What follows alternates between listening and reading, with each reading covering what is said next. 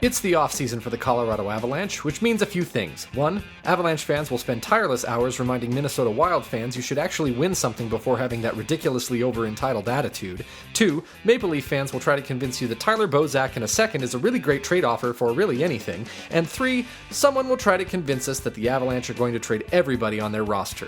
This time, it's Tyson Barrie. I'm Kevin from the Burgundy Brigade, and here's why trading Tyson Barrie doesn't make any sense. 1. They don't need to. Listen to the people in the media talk about the Avalanche, and you'd think the Avalanche were little more than a turd floating down a river. True, their analytics are bad, and they've missed the playoffs a couple of seasons in a row, but they have shown progress from where they were under the coach who must not be named.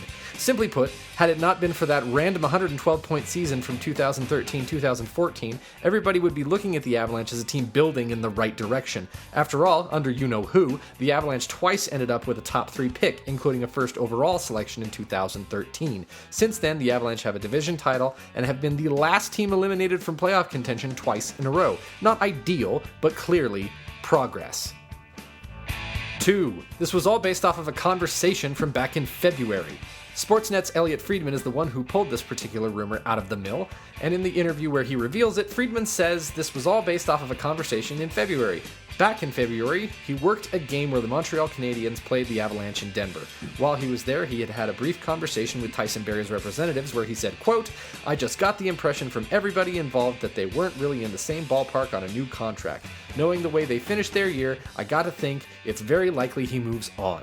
Not exactly the most exciting of all rumors, nor is it more than a feeling. Throw in the fact that the Avalanche are a team that generally deal with their free agents, especially their restricted ones. We'll get to that during the summer, and a conversation around the campfire in February doesn't seem all that convincing. 3. He's rather important to the team.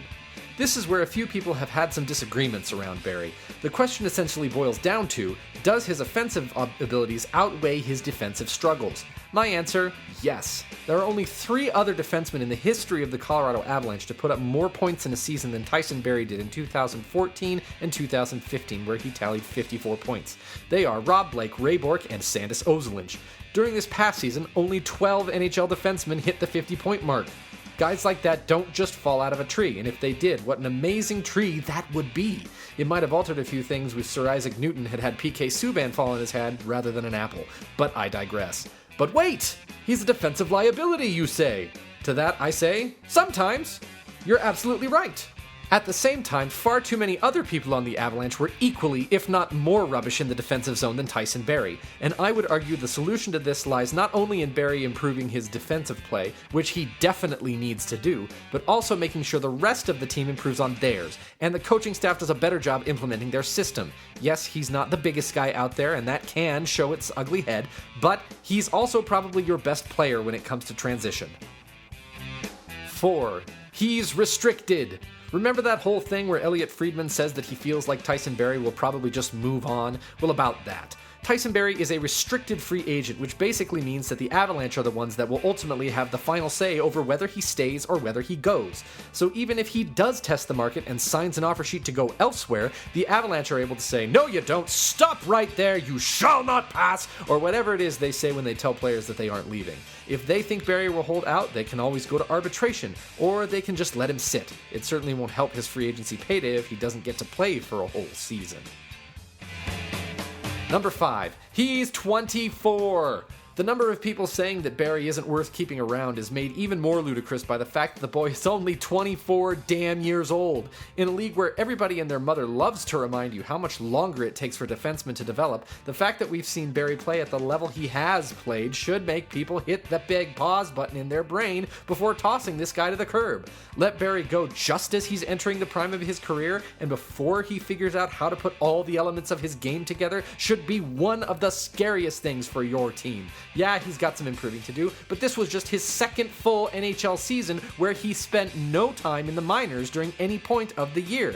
Yes, in the 2013-2014 season from Wonderland, Barrie spent 6 games back down in the AHL before coming back up to the Avs and racking up 13 goals in 64 games before Matt Cook's knee of doom took him out of the playoffs.